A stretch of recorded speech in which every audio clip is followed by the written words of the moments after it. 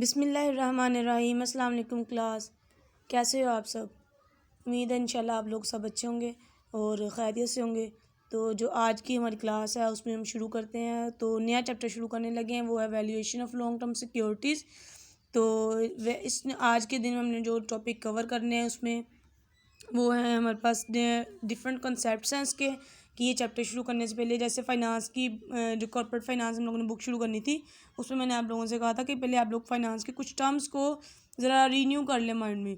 तो कुछ उसमें बच्चों ने अच्छे से कर ली थोड़ी सी, और कुछ को थोड़ा कंसेप्ट ज़रा क्लियर नहीं थे। तो लेकिन जब भी हम नया चैप्टर शुरू करें या बुक शुरू करें तो तब सबसे पहले हमें उसकी चीज़ के बारे में कंसेप्ट क्लियर कर लेने चाहिए कि ये चीज़ें क्या हैं। तो जो फार्मूलाज या जो भी वैल्यूएशंस हम लोगों ने करनी है, कैलकुलेशंस करनी है, उसके कंसेप्ट हमें क्लियर होने चाहिए। बाद में फिर देखेंगे लॉन्ग टर्म सिक्योरिटीज़ कौन कौन सी हैं, लॉन्ग टर्म सिक्योरिटीज़ में हम कहाँ कहाँ इन्वेस्टमेंट कर सकते हैं। तो दो तरह के हैं, एक तो डेट फाइनेंस होती है और एक इक्विटी। तो डेट में क्या आता है, बॉन्ड्स और डिबेंचर्स आ जाते हैं, और इक्विटी में शेयर्स आ जाते हैं, स्टॉक भी बोलते हैं जिनको। शेयर्स दो तरह के होते हैं, प्रेफर्ड स्टॉक होता है और दूसरा कॉमन स्टॉक को ही इक्विटी शेयर्स भी बोलते हैं। फिर उसके यील्ड टू मैच्योरिटी लास्ट, उसकी जो मैच्योरिटी वैल्यू भी देखेंगे। ये अगर सारे टॉपिक तो मुझे लगता है नहीं होंगे, हम दो की वर्किंग कर कंसेप्ट और जो बॉन्ड्स वैल्यूएशन है ये आज कर लेंगे इंशाल्लाह। नेक्स्ट क्लास में फिर हम प्रेफर्ड स्टॉक और कॉमन स्टॉक की वर्किंग करके सारा, तो ये चैप्टर 2 क्लासेस में कवर कर लेंगे, और इसके न्यूमेरिकल्स होंगे फिर आपने वो भी साथ में करने हैं। तो चलें शुरू करते हैं अपना चैप्टर आज का। तो देखते हैं valuation of long term security. Valuation word देखें, ये चैप्टर का नेम ही दो तरह का, वैल्यूएशन और फिर साथ में लॉन्ग टर्म सिक्योरिटीज़। तो जो वैल्यूएशन है, वैल्यूएशन वर्ड निकला है वैल्यू से। वैल्यू मीन्स इंपॉर्टेंस, इंपॉर्टेंस किस चीज़ की, एक्चुअल वर्थ। तो और सिक्योरिटीज़ क्या, सिक्योरिटीज़ हमारे वो एसेट्स हैं जिनमें हम लोग which have long term benefits, जो इन्वेस्टर को, अपने इन्वेस्टर को लॉन्ग टर्म बेनिफिट दे। अब एक चीज़ की वैल्यू ज़्यादा है, एक के लिए कम है। अब सपोज़ आपके पास कुछ पैसे हैं, आपके पास, आपने वो ऑप्शंस हैं कि आप एक कोर्स भी कर सकते हैं। जैसे आप लोगों ने MBA में एडमिशन लिया, और एक मतलब इंसान है वो कहता है अगर आप ये 60,000 या 70,000 जो इधर फीस सबमिट करवा रहे हैं आप मुझे दे, मैं आपको इसका रिटर्न में कुछ ना कुछ दूंगा।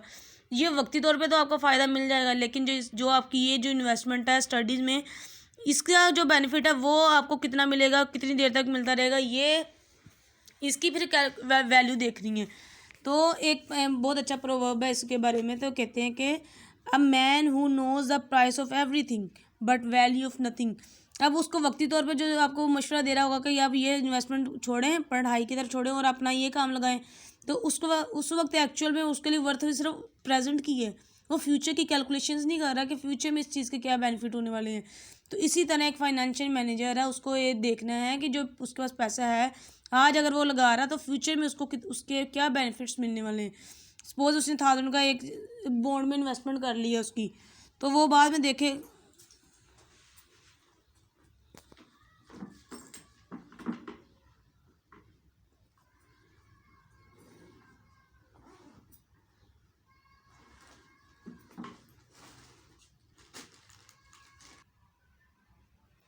हाँ जी, तो ये हमारे कंसेप्ट हैं।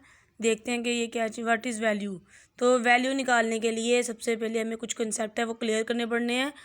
वो कौन कौन से हैं।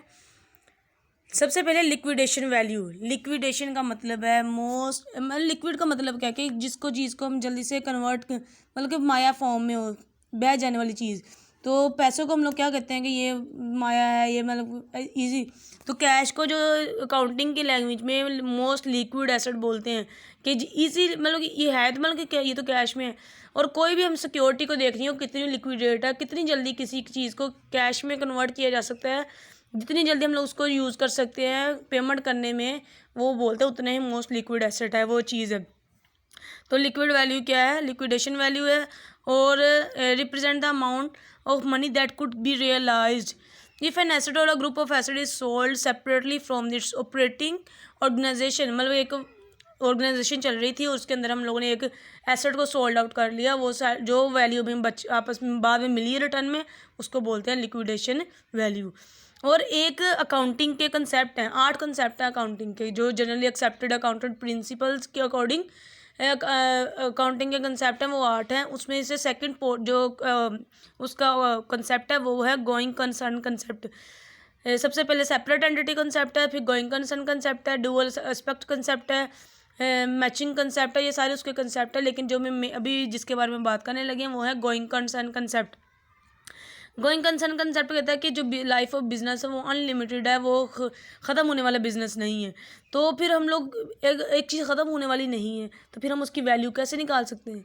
तो ऐसा होता है कि बिज़नेस चल रहा होता है और किसी वजह से हम उसको सेल आउट कर देते हैं, क्योंकि वो या तो चलाने वाला वो इस काबिल नहीं रहता कि चला सके, या फिर वो उससे इतनी एबिलिटीज़ जो होती हैं वो हैंडल नहीं कर पा रहा, तो फिर इसलिए उसको सेल आउट कर देते हैं। तो जो ड्यूरिंग बिजनेस हम अपना पूरे का बिजनेस सेल आउट कर देते हैं उसको बोलते हैं गोइंग कंसर्न वैल्यू। कि मतलब कि एक चलते हुए बिजनेस को हम लोगों ने पूरे के एसेट्स और लाइबिलिटीज़ वगैरह भी किसी के हैंड ओवर कर दी और अब उसके बदले में उससे पैसे ले लिए, वो उसको बोल रहे हैं going concern value. Book value क्या है? अब बिजनेस की बुक्स कौन सी हैं? अकाउंट्स। अब बैलेंस शीट है, दूसरे फाइनेंशियल स्टेटमेंट्स हैं, उनमें क्या होता है उनकी वैल्यूज़ लिख दी जाती है कि ये एसेट वैल्यू है। तो बुक वैल्यू क्या है? An asset, an accounting value of an asset, for example the assets cost minus it's accumulated depreciation. Accumulated depreciation minus कर दी जाती है जब उसकी एसेट में, एक्यूमुलेटेड मीन कि हमने हर साल उसकी एसेट की जो डेप्रिसिएशन है वो इकट्ठे करते गए हैं और जो एसेट की टोटल वैल्यू में से उसकी एसेट की डेप्रिसिएशन वैल्यू माइनस कर दी, तो जो एक्चुअल वैल्यू बचती है उसको बोलते हैं बुक वैल्यू, जिस पे वो वैल्यू पे वो एसेट रिकॉर्ड हो रहा होता है हमारे पास बुक्स में। और फर्म की वैल्यू क्या होती है? फर्म टोटल जो एक एसेट का मतलब कि सिंपल एक एसेट की कैलकुलेशन कर रहे हैं, और जो फर्म की बात करते हैं तो क्या होता है? टोटल एसेट्स माइनस इस टोटल लाइबिलिटीज़ एंड इसकी जो ऑनर्स इक्विटी में प्रेफर्ड और कॉमन दोनों आ जाते हैं as listed on the balance sheet. तो जो वैल्यू बच जाती है उसको बोलते हैं फर्म्स वैल्यू। और एक चीज़ है मार्केट वैल्यू।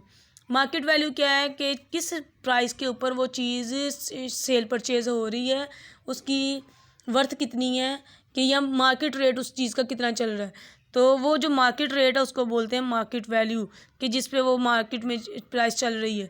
अब डॉलर के ऊपर लिखा हुआ है कि सपोज $100, अब वो लिखा तो 100 है, लेकिन पाकिस्तान में अगर वही चीज़ पर डॉलर परचेज करना पड़े तो हमें 100 तो नहीं पे करना पड़ता, हमें वो एक्चुअल में ज़्यादा पे करना पड़ता है। तो जो एक्चुअल में हमें पे करना पड़े वो उस चीज़ की मार्केट वैल्यू है।